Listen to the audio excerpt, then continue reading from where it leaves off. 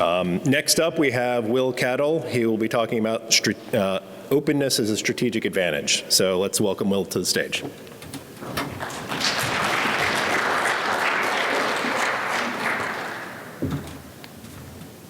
Hey team, how we doing? A little bit of energy? Feeling good? Okay. Yeah, now we're talking. There we are. I guess I can't walk around. Okay, I'll stand here. Yeah, my name is Will Cadell. I'm here to talk about openness as a strategic advantage. This is wild. Okay. I run a company called FOSS4G NA. Actually started at the same time, 2 months later than Dan. We're of a similar age, although I'm deeply envious of the success of Film Drop. But it's interesting because Dan really talked about a lot of the things I want to talk about today. And we can use Dan consistently as a really interesting example, actually, of the sort of open success. And we'll sort of dig into what that means. Yeah, Will Cadell. I run a company called FOSS4G NA Consulting, mainly based in Canada, but we also have a team in the UK. I want this to be kind of seared into everyone's mind. I'm not sure if anyone's read Neuromancer. It's not an amazing book, but this is an amazing statement. The future is already here, but it's not evenly distributed. This speaks to so many pieces of the strategic foundation of what I'm going to speak about. The future, obviously we're all building technology. Tomorrow's technology hasn't been built today, so we're all building towards the future. But it's already here for lots of people. We're repeating technology that's been built by other people over and over again. It's not evenly distributed. That speaks to the fallacy of obviousness, i.e., just because I know something doesn't mean that you know it. It's obvious to me, it's not obvious to you. The way I describe something should help you understand what I know and shouldn't be predicated on you already understanding me. And this is important because I often say that geospatial people are really good at building geospatial tools for other geospatial people. And there's a lot more people on our planet who can benefit from geospatial. So it's not evenly distributed. We're building the future, it's not evenly distributed. Think about that and always be thinking about that. So this is the corporate overlord slide. I once heard Paul Ramsey say that and I've just stolen it. And it's perfect, because it is. It's like, this is the company slide, blah, blah, blah. That's our company, FOSS4G NA. We build stuff. But what I'm here for, this is the important piece of this discussion. I learned this kind of vocabulary for strategy and new markets from a guy called Mark Ventresca. But the learning kind of never stops, and the insights come from everywhere, and the observation of our markets and of our community of practice. A lot of people call geospatial an industry. I don't think it is. I think it's a community of practice. I don't think we have an industry. So since my first job in geospatial, I've, in 2001, a while ago, I've been working with open source technology. I was a spatial modeler for the Macaulay Land Use Research Institute in Aberdeen. We're actually doing remote sensing work. We're optimizing. It's like, this is brilliant actually, because it was like an agricultural, what we'd call an agricultural big data play, but actually we were using remote sensed images captured from a microlight to optimize agricultural crop rotations. It's like ridiculous, microlights. Do people even do that anymore? Anyway, so I've come to the conclusion that open technology and open source should be a pivotal piece of literally every organization's strategy. And I'm going to come back to that sort of that notion in a bit. Openness, I think of as an approach that encourages the sharing of code, data, ideas. It's a notion of accessibility. I'm going to talk about open source, data, standards, open interfaces, open science, open innovation. Strategic advantage is where you have an approach that gives you an advantage over other people around you. Other organizations, other individuals, other companies. So you're looking for a way of operating that gives you a difference, that gives you an edge. And this is going to be like a bit of, like for some people in this community, the notion of sort of competition and markets it's going to be sort of a slightly friction-inducing experience, but this is, as Dan said, the business of open source. So we're going to talk about business.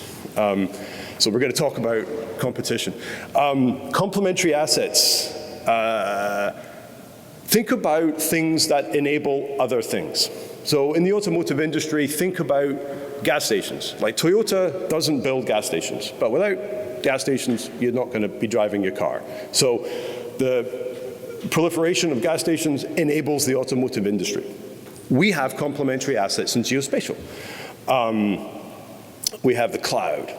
Dan was talking about smart space. We also have smart devices. Like we have billions of people with the GPS in their pocket. And it's like, well, that's a big geospatial opportunity.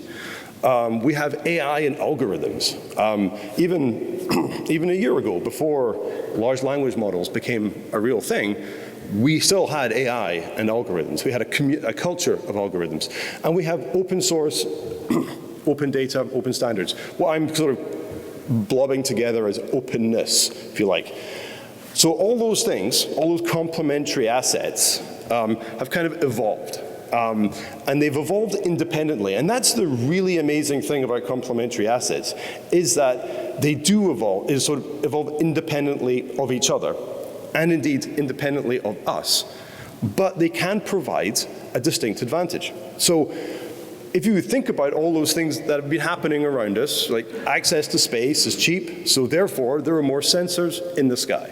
Like, none of us here are running SpaceX, but the fact that SpaceX exists gives us a unique, interesting opportunity.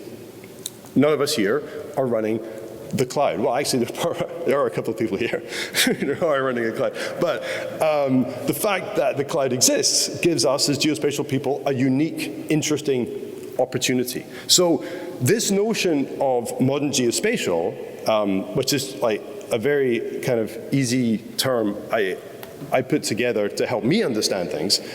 If we think about it, 10 years ago, all those complementary assets existed, but now they all overlap, which gives us a unique opportunity to bundle new capabilities together. I would argue that what we have available to us now is net new from what we had available to us 10 years ago.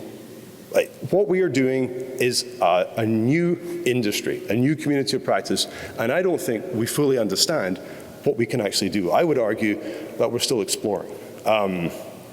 So I call it modern geospatial. And one of those key assets is this notion of openness. Open source, open data, open standards. So, like, most people kind of awkwardly conflate these things together. And I think it's relatively useful to conflate these things, because I think that's where kind of innovation happens. And I would argue that that notion of openness kind of, it highlights like the arrogance of closed or proprietary data standards, especially when we start thinking about open standards. I feel like open standards, open minds, they allow us to join things together. If you can join things together, you can innovate. It allows you to collide ideas. It allows you to collide data. That's the foundational notion of innovation. So this notion of a closed or proprietary data format is a deep kind of industrial arrogance, which implies that we are the best possible outcome, which is, based on our initial assertion of the future, by definition always wrong, because the best thing hasn't been written yet. It's going to get written tomorrow. So if you have a closed format, then you are, by definition, anti-innovative, certainly from a community perspective. So when I start thinking about open innovation, I think about openness in general terms being a strategic advantage, which sort of binds the other complementary assets, the smart devices, the AI, the cloud, smart space. It all binds them together because you're able to start talking between different technologies, different data formats, and you get to create the net new products. So I wanted to talk a little bit about open innovation. Two kinds of open innovation: inbound, outbound. Inbound is where you're getting expertise from outside and pumping it into your organization. Outbound is where you're seeking external feedback on something that you've developed internally. So think about those two things.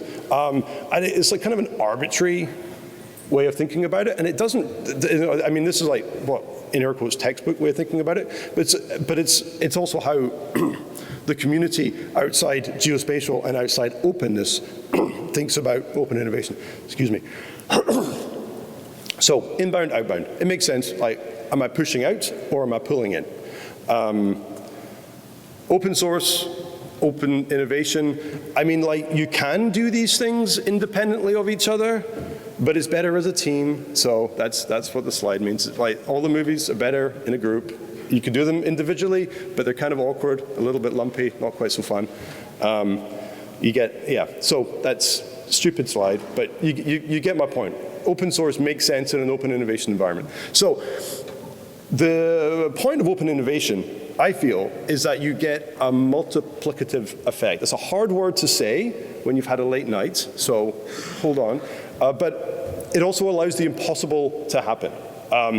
For outwardly competitive organizations to work together, they could share their resources, they could share their IP, some of their IP, and they can achieve something bigger than they could have achieved on their own. There's lots of amazing examples. I'm going to pull two out of my hat. One is Overture, pretty new. You got all these large, it's like a collaboration of these tech giants and smaller organizations who are proposing to tackle a big technical difficulty.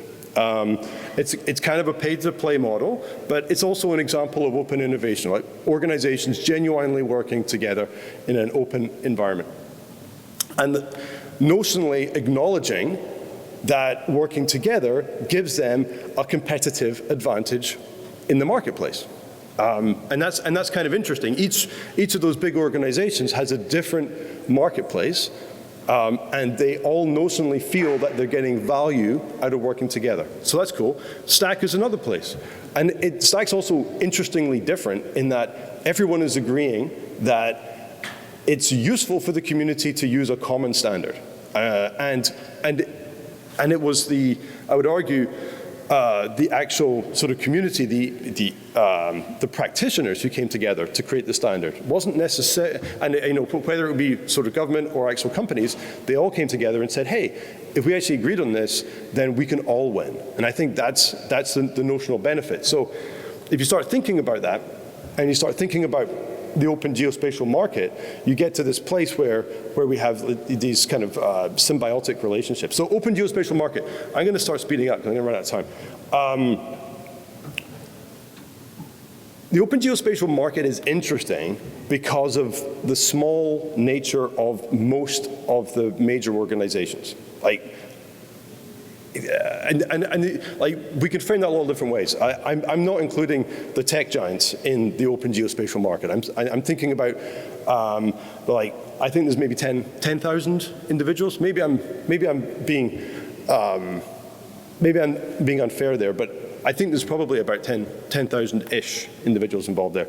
But if we think about the for what, then we have this notion of sort of organizations, companies, and people operating in our market. I realize it's kind of a Western, like liberal, non-political liberal, like Western liberal sort of view on this. But for us, I think it's important to get that kind of nomenclature out there, because we're all trading time for satisfaction, or we're trading time for money, or we're trading expertise for something. It's a marketplace. And I think the workforce we have available to us is relatively small. Each one, if we're to think about our entire open marketplace, it's smaller than any of the single kind of major kind of defense primes who are also doing a lot of geospatial work. So with that in mind, if we consider the absolute number of individuals being small, lots of little companies, each has niche expertise, then we start thinking about a fragmented marketplace. We start thinking about the fact that open innovation is an extraordinary opportunity for our community because we can work together and because conceivably lots of groups of people can sort of bind their expertise into a much bigger play. So, oh, I thought I pressed the button. There we are. Sorry. Excuse me. So if we consider where open source code is used, then the open geo market is a much bigger, of course. So we start thinking about where else it's used. We can start thinking about this notion of smaller companies binding themselves together, serving bigger communities. So open geo is used in lots of pivotal spots, but it's being used by this kind of fragmented, interesting marketplace. So how can we work together?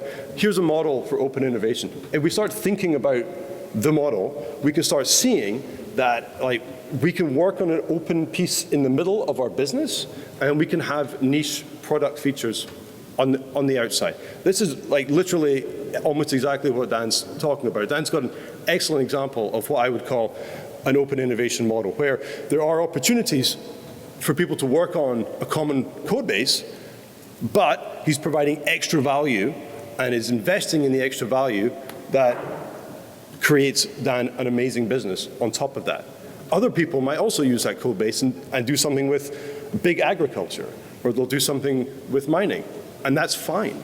Pieces of that code base can be commonly shared. And that's how we should think about this.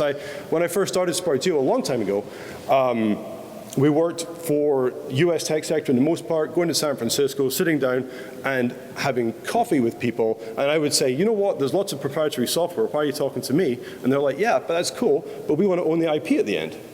And that one statement is the open source opportunity for everyone in this room.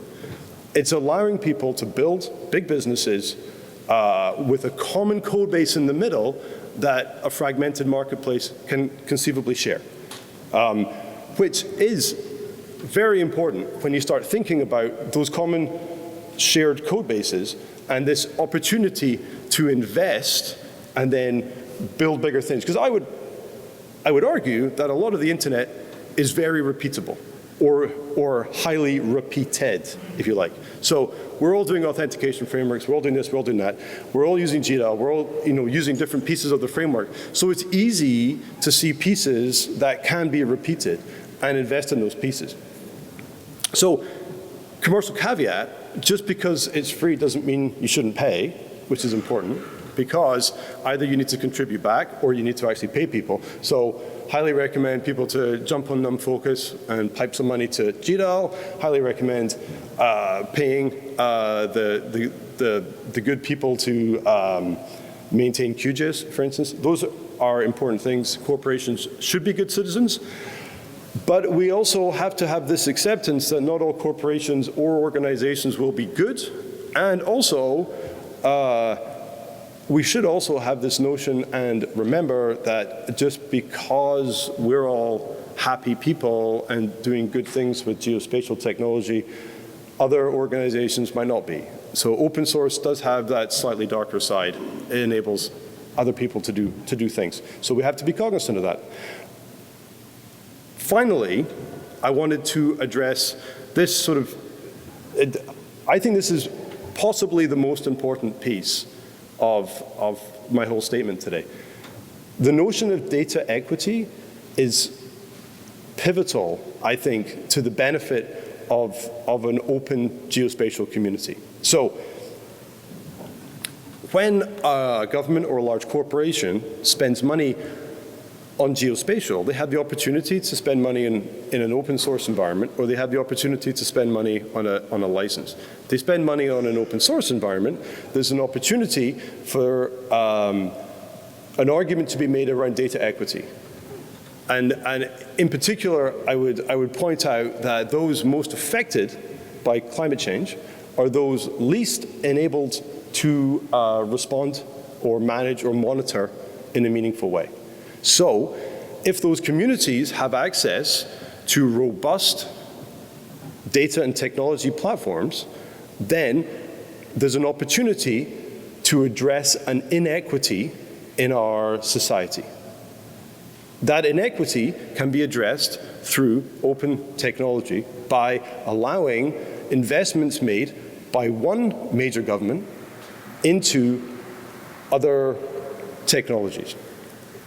And then another major government can invest in the same technology, allowing a community to create a data product that ultimately less fortunate governments can leverage.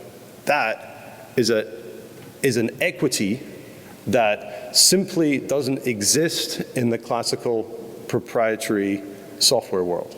And it's an opportunity that people like us in this room understand implicitly, but rarely articulate at the most important times in those conversations with major decision makers.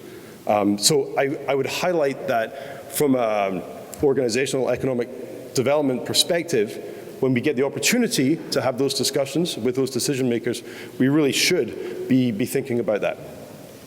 So allowing benefit from every dollar spent to be more evenly shared. Ooh, come on, there we are.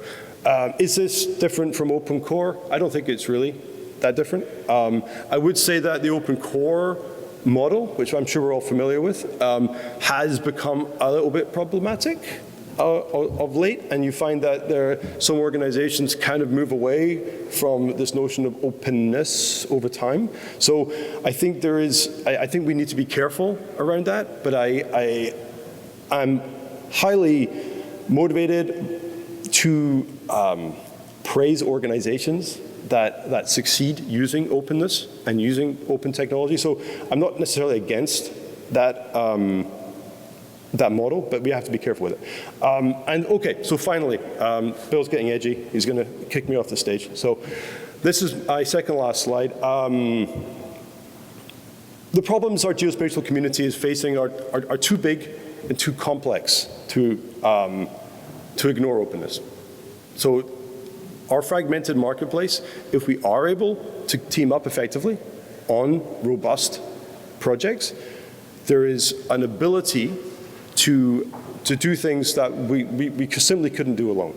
So we need to be thinking about that. But I would also argue that for any company of any size, if they're to think about innovation in a holistic manner, then they need to be engaging with the open community, because the advantages to those people are astonishing around diversity of thought. So that was my final statement.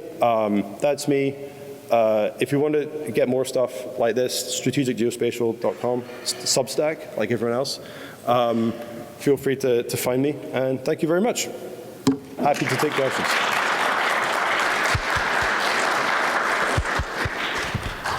Thanks, Will. We do have some time for questions. If anyone has any questions for Will.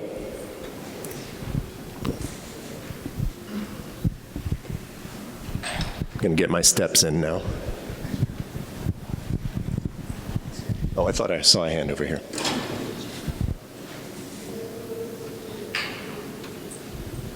All right. Thank you. Super cool.